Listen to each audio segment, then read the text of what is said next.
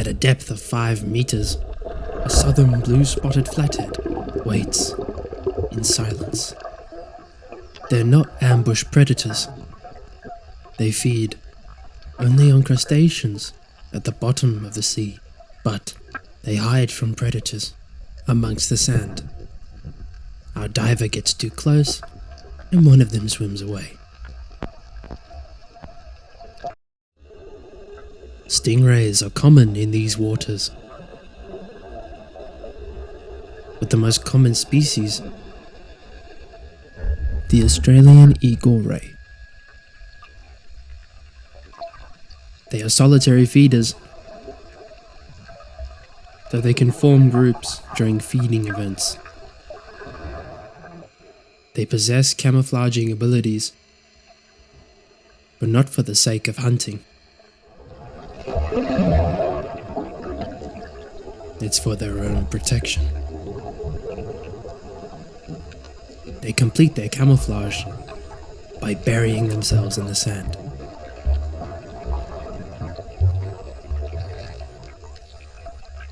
Smaller fish gather when the stingray digs up the sand for food. They benefit from eating smaller invertebrates and worms.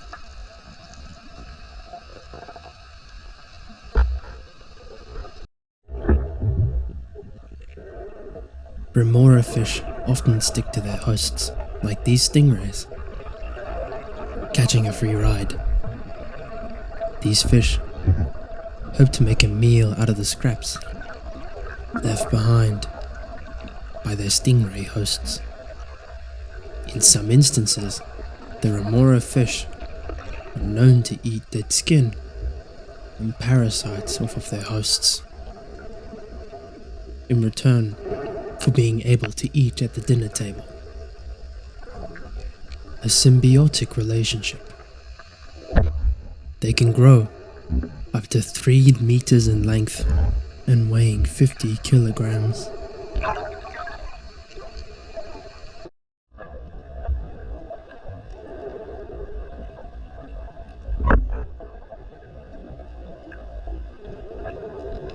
But they are not the only ones who lurk in these waters.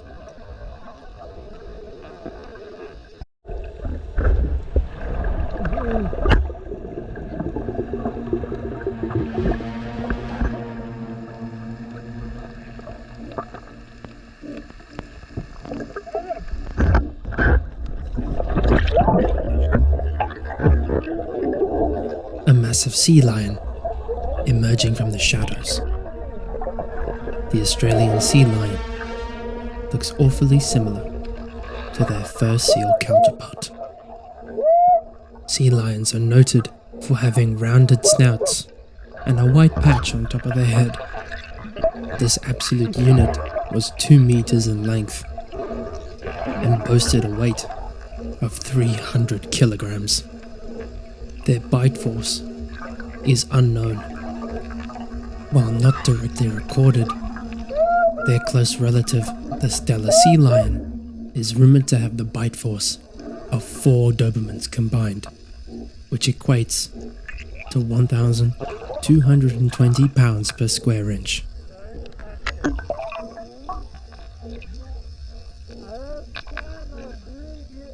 Their behaviors can differ from seasons, territorial traits, or just having an off day. Luckily, the cameraman never dies. And the sea lion was curious and playful, examining the fins and thinking, "You're not a seal or a sea lion, so what are you?" Once it runs out of curiosity, it swims back into the abyss.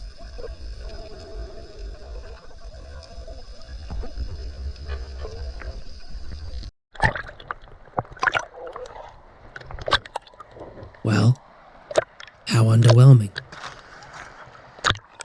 It's just waves, green water, and you can't even see the bottom, with a whirlwind of sand, seaweed, and other small debris from the seabed.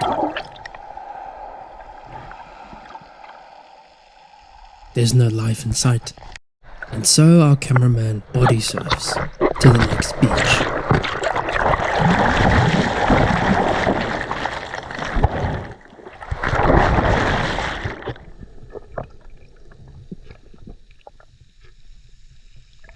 It's a lot to take in, visually and physically.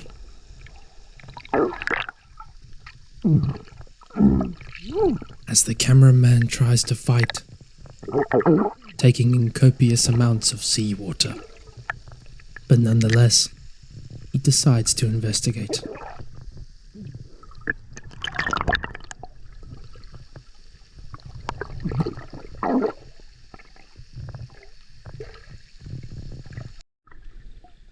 Soon enough, the numbers increase exponentially. The weeping toadfish, or locally known as a blowy, is a highly toxic pufferfish, carrying a poison known as tetrodotoxin that has no antidote. Your body will start to shut down and can lead to respiratory failure, causing a mortality rate of 60%, but only if consumed. They're not capable of stinging like the traditional pufferfish. Instead, armed with powerful teeth that have been known to take off the toes of unsuspecting swimmers. In rare cases, regarded as an aggressive species of pufferfish, what is seen here is quite the opposite. The cameraman gets all the attention and a warm welcome to their group. Whoa!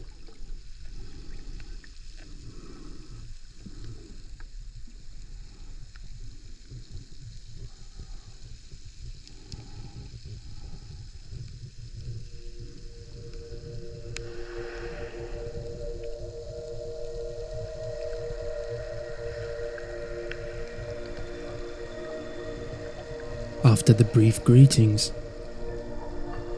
he continues to follow the masses.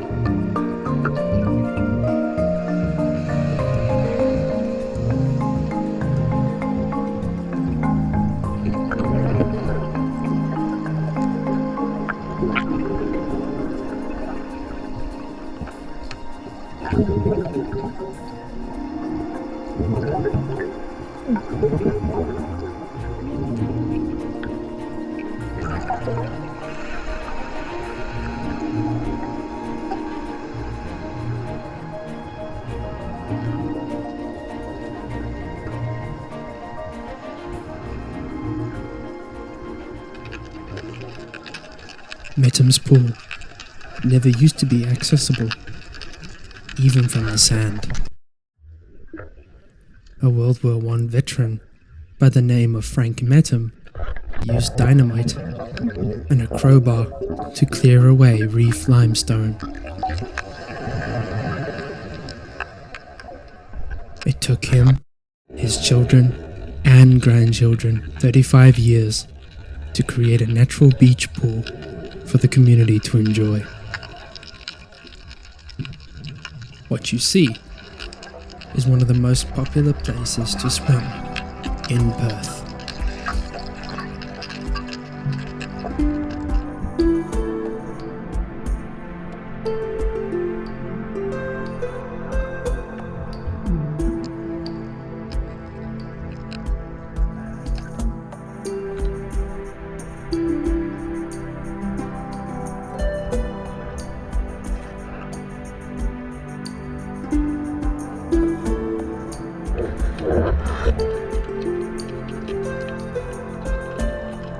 It is home to plenty of marine animals, even the most intelligent. The octopi here are regulars. Can you see it? It can see you. The western rock octopus was only classified as a separate species from its eastern counterpart, the gloomy octopus, after a reclassification study conducted in 2021. Little is known about this western endemic octopus. Its traits are stock standard with that of a regular octopus. Shape-shifting, mimicking, color changing.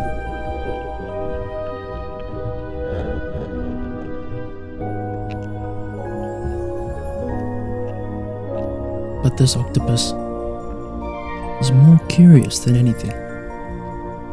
Feeling his way across the camera adds an extra layer of depth to his understanding of what he is seeing.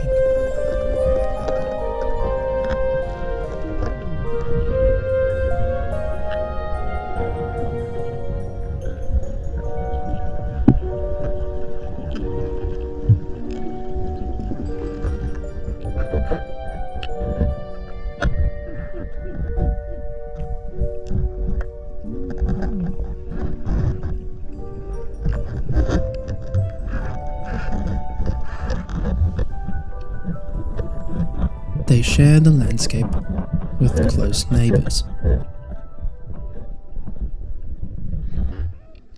The red-lip morwong, or informally known as the jackassfish,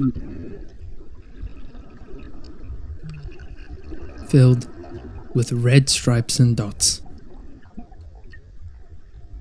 They were also reclassified as a separate species from the red morwong, which are found in eastern waters. Though strikingly similar, enough traits were found in the western redlip for it to be differentiated.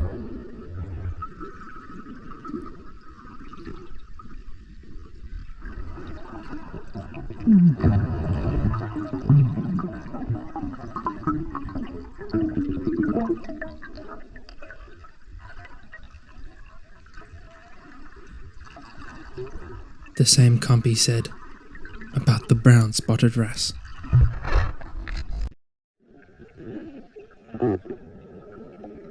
But don't let that fool you.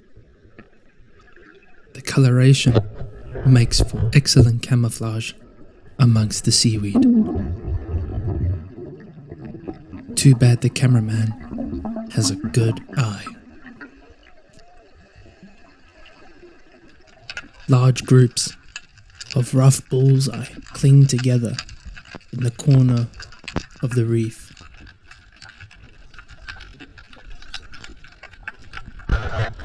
Tarwine and western buffalo breams congregate near the sea floor.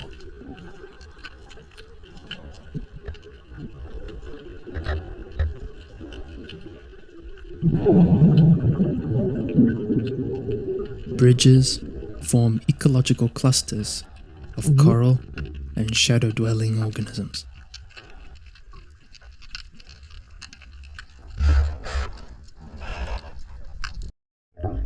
These form safe spots from larger predators, providing a safe haven for the smaller and more vulnerable animals.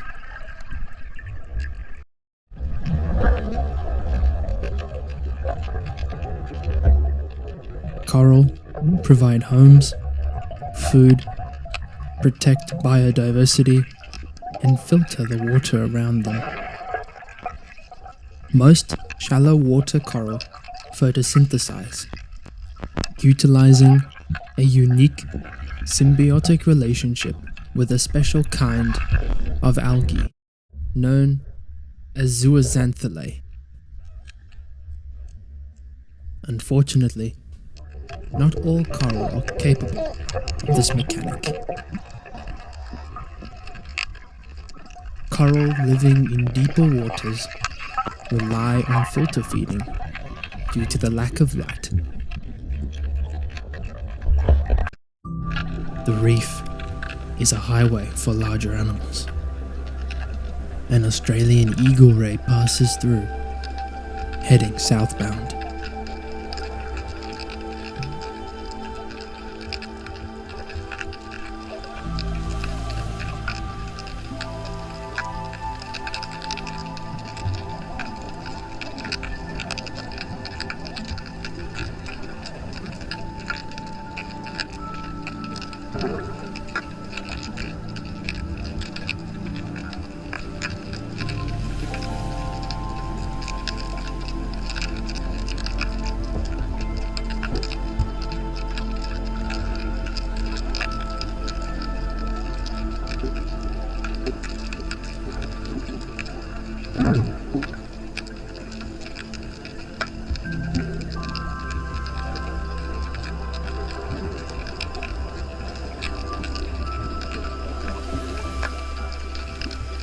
In the same direction, a shipwreck lies only meters out from shore and less than 5 meters down.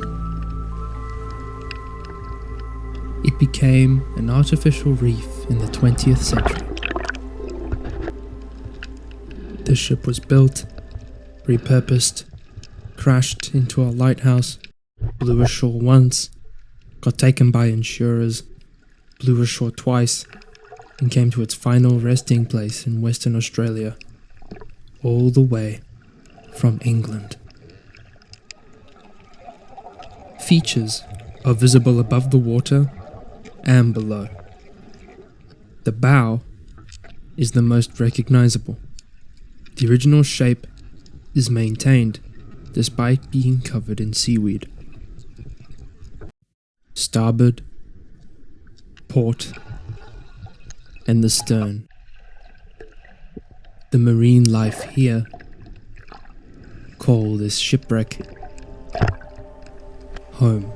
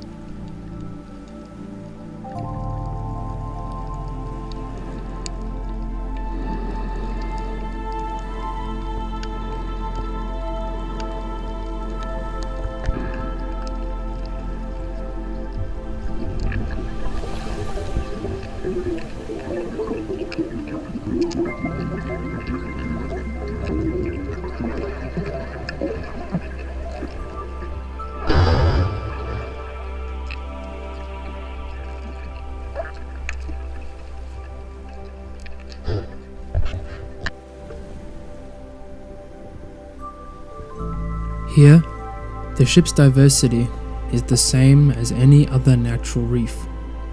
It provides a structure for algae, barnacles, and other organisms to grow from that attract smaller fish. Over time, animals all the way up the food chain are welcome in this ecosystem, even the largest.